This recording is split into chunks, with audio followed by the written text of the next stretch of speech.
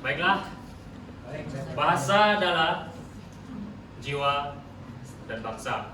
Sastra pula adalah nadinya. Inilah sebab semuanya sastra penting dalam pengajaran bahasa Melayu. Bukan sekadar teks, tetapi cermin kehidupan. Jadi selamat petang kepada Puan Porsia dan rakan-rakan sekelas yang sekalian.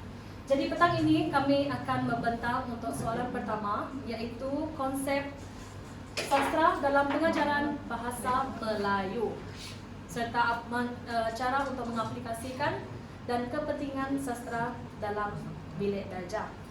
Jadi ini adalah ahli-ahli kumpulan kami, iaitu yang pertama adalah Robinson Juni, yang ini Daryl Evans, Nicholas Bilong, dan saya Marcella Liba akan menjadi pembentang pada petang ini.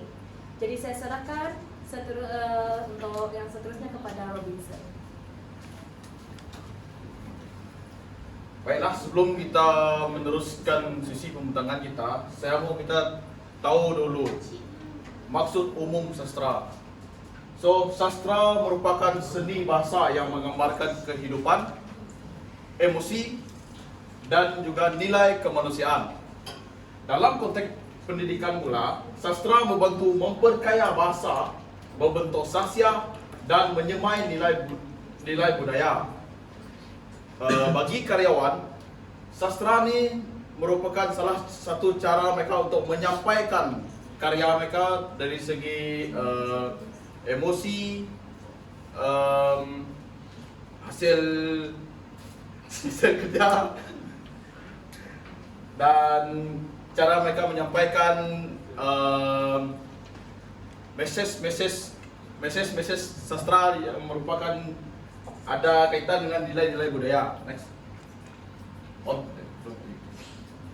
Objektif pembentangan kami adalah yang pertama, menjelaskan maksud dan konsep sastra. Kedua, menguraikan pelbagai definisi dan interpretasi sastra. Dan yang terakhir sekali, menjelaskan bagaimana konsep sastra diterapkan dalam pengajaran bahasa Melayu.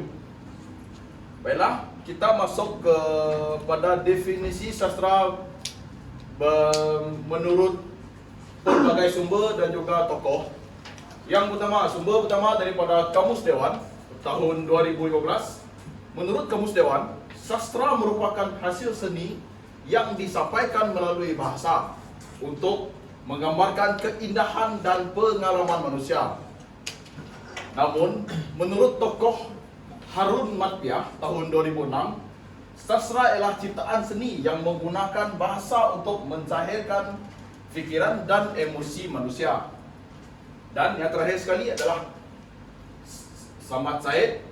Beliau merupakan salah satu sastrawan negara yang terkenal, semua orang tahu kan. Menurut beliau, sastra adalah jiwa dan nadi bangsa. Seterusnya saya serahkan kepada Daryl untuk terangkan lebih lanjut berkaitan dengan tokoh-tokoh tersebut. Baiklah, selamat petang. Jadi seperti yang Anda lihat di hadapan ini, mereka berdua adalah tokoh sastrawan negara kita orang. Jadi saya nak bertanya kamu orang, adakah kamu orang mengenali mereka berdua ini? Tidak. Kenal itu sama saya itu. Oke. Tidak apa, saya akan menerangkan lebih mendalam lagi. Yang pertama adalah Samad Said atau nama sebenarnya Abdul Samad Muhammad Said. Oke, beliau merupakan penerima anugerah sastrawan negara keempat pada tahun 1985. Dan beliau dilahirkan pada 9 April 1935 di Melaka. Dan beliau juga telah menghasilkan berbagai karya yang memberi kesan besar kepada perkembangan kesusastraan Melayu modern. Dan beliau juga dikenali sebagai pengarang yang serba boleh dan telah menghasilkan karya dalam pelbagai genre seperti novel, cerpen, puisi, dan drama.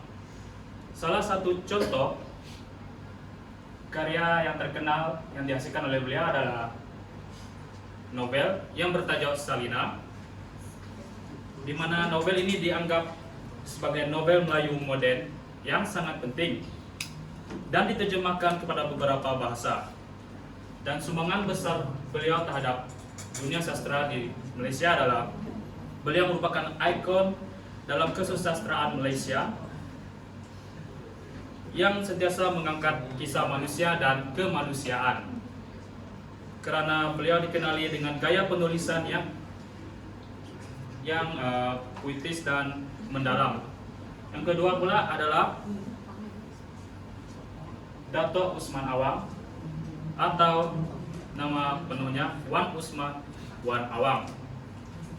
Beliau lahir pada 1929 dan meninggal pada tahun 2001.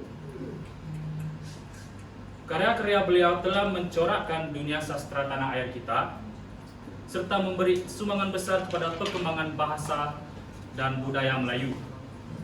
Karya-karya beliau terkenal dengan gaya bahasa yang halus dan padat dengan nilai kemanusiaan serta nasionalisme. Dan sumbangan beliau kepada sastra Melayu dan masyarakat Malaysia adalah sangat besar, yaitu beliau memperjuangkan isu kemanusiaan di mana beliau konsisten membela golongan yang tertindas, miskin, dan menyuarakan kritikan terhadap ketidakadilan. Seterusnya adalah konsep sastra dalam pengajaran bahasa Melayu. Jadi sastra bukan sekadar cerita atau puisi, tetapi alat pendidikan yang penting untuk melahirkan pelajar yang holistik. Konsep pertama adalah mengembangkan kemahiran bahasa pelajar. Bagaimana mengembangkan kemahiran bahasa pelajar? Jadi di sini apabila pelajar membaca novel, mereka mengasah kemahiran membaca. Seterusnya apabila mereka menganalisis puisi, mereka sebenarnya menganalisis atau mempertajamkan kemahiran berpikir dan menulis. Dan apabila mereka mendeklamasikan sajak atau puisi atau melakonkan drama, mereka meningkatkan kemahiran bertutur dan mendengar. Konsep kedua adalah menanam nilai murni dan semangat kebangsaan. Sastra Melayu kaya dengan cerita-cerita yang mengandungi nilai etika, moral, dan patriotisme. Jadi jelaslah bahwa konsep yang kedua ini merupakan satu-satunya cara yang berkesan untuk membentuk warga negara yang bertanggung jawab. Konsep yang ketiga pula adalah meningkatkan imajinasi dan kreativiti pelajar. Apabila membaca teks sastra, minda pelajar dirangsang untuk membayang latar, watak, dan peristiwa. Ini adalah latihan mental yang penting untuk memupuk daya cipta bukan hanya dalam penulisan, tetapi dalam menyelesaikan masalah. Dan yang terakhir pula adalah sastra bukan sekadar teks bacaan, tetapi alat untuk membentuk pemikiran dan nilai. Sastra menyediakan lensa untuk pelajar memahami kehidupan manusia dan budaya. Ia melengkapkan mereka dengan kecerdasan emosi yang tidak dapat diberikan oleh buku teks biasa. Jadi jelaslah bahwa pengintegrasian sastra dalam bahasa Melayu adalah satu keperluan, bukan pilihan. Ia adalah pelaburan dalam pembangunan kemahiran bahasa dan kematangan pribadi seseorang pelajar. Seterusnya saya serahkan pembentangan kepada Nicholas. Oke, selamat petang. Saya akan teruskan pembentangan kami pada petang ini, yaitu aplikasi sastra dalam bilik kerja terbagi kepada 4. Yang pertama, pendekatan apresiasi, yaitu pelajar perlu menghargai keindahan bahasa dalam dan makna karya. Yang kedua ialah pendekatan nilai dan moral, yaitu membincangkan mesej dan pengajaran dalam teks yang telah dipelajari. Yang ketiga, pendekatan komunikatif, yaitu seperti aktiviti lakonan, reklamasi dan pembincangan. Yang terakhir, pendekatan integratif, yaitu membangunkan sastra dengan kemahiran bahasa lain. Seterusnya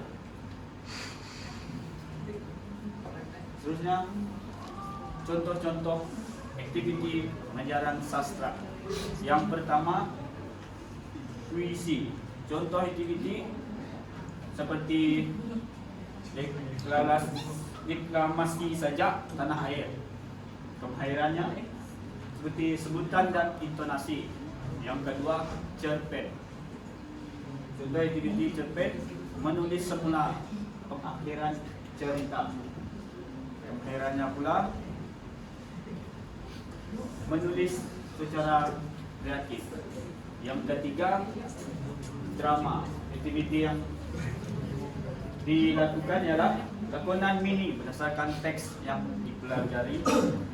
Kemahirannya ialah bertutur dan berekspresi. Yang terakhir yaitu novel. Novel pula aktiviti yang dilakukan adalah perbincangan nilai moral dalam novel. Kemahirannya membaca dan bertulis secara kritis. Itu saja daripada saya. Saya akan serahkan tangan kepada Marcella Diba. Oke, selamat datang lagi bersama saya Marcella Diba. Saya akan membentangkan tentang kepentingan kepentingan sastra dalam pengajaran. Semestinya setiap apa yang kita lakukan mesti ada kepentingan, di mana sastra menggalakkan pelajar berfikir secara kritis dan kreatif. Jadi, pelajar boleh melakukan aktiviti di dalam kelas bersama guru. Sebagai contoh, untuk kita memperkembangkan pemikiran pelajar secara kritis dan kreatif, kita boleh menghasilkan setiap pelajar boleh buat dalam dibahagikan kepada kumpulan untuk membuat serangkap pantun. Tidak perlu banyak, serangkap sahaja. Jadi, kesannya pelajar boleh berfikir boleh berfikir secara luas. Apa yang mereka boleh macam mengubah satu rangkap pantun yang baharu. Jadi disitulah pelajar dapat belajar tentang sastra. Apa itu sastra? Yang dengan cara yang lebih menarik. Jadi yang kedua, membina kepribadian, nilai dan jati diri dalam pelajar. Semestinya sastra bukan sahaja pembacaan teks, tetapi mereka boleh mengekspresikan emosi secara komunikatif dalam teks, apresiasi, dan mereka luahkan secara dalam lakonan, pergerakan ataupun role play. Meningkatkan kemahiran bahasa secara holistik, dan yang terakhir memupuk semangat cinta akan bahasa dan budaya Melayu. Di mana sekarang kita dapat lihat di sosial media banyak pelajar, terutamanya generasi Z ataupun lebih dikenali Gen Z, menggunakan bahasa Indonesia dalam komen-komen. Jadi apa yang kita boleh lakukan untuk memperluaskan sastra bahasa Melayu? Menayangkan. Ya, kita boleh menayangkan cerita pendek dekat TikTok untuk memperluaskan sastra bahasa Melayu, untuk membina sikap cinta akan sastra dalam pengajaran bahasa Melayu.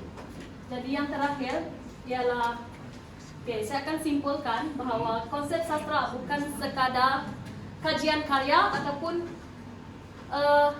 sebagian daripada teks, tetapi juga satu bentuk pendidikan, nilai dan kemanusiaan.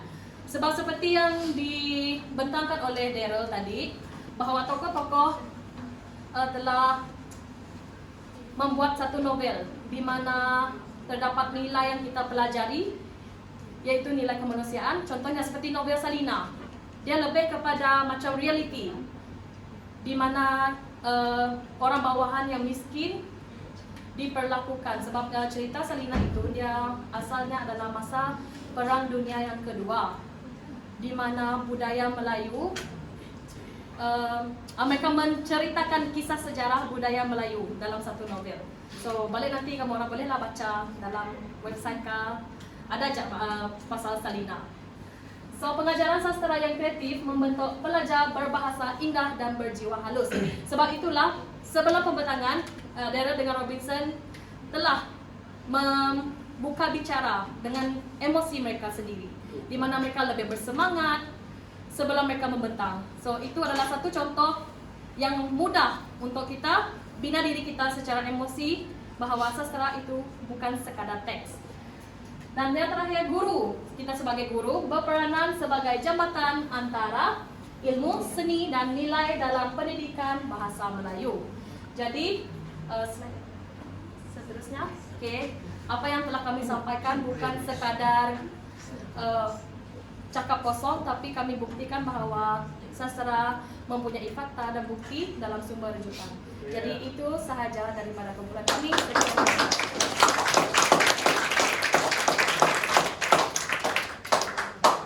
Siapa ada soalan?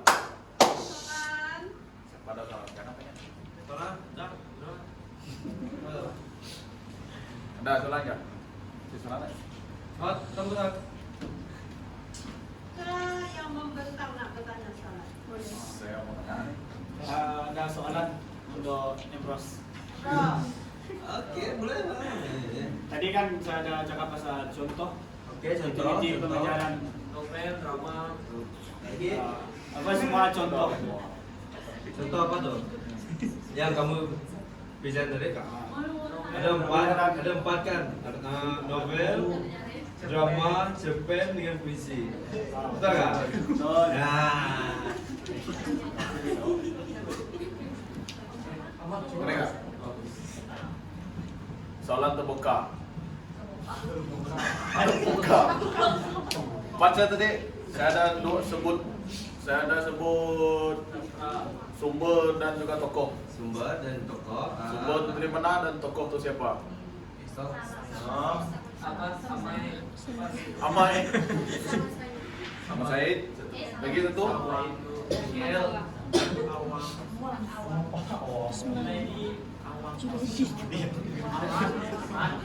Siapa ya tadi ya? Usman. Cigarasi. Usman awal. Usman sahabat saya. Hah? Usman awal. Oh, ada pangkat lagi. Jangan tinggalkan Dato. Udah. Oke, Dato awal. Pas itu sumber tadi. Hah? Sumber. Kamus Dewan. Kamus Dewan dengan Kamus Dewan dengan Pondok. Usman Alam.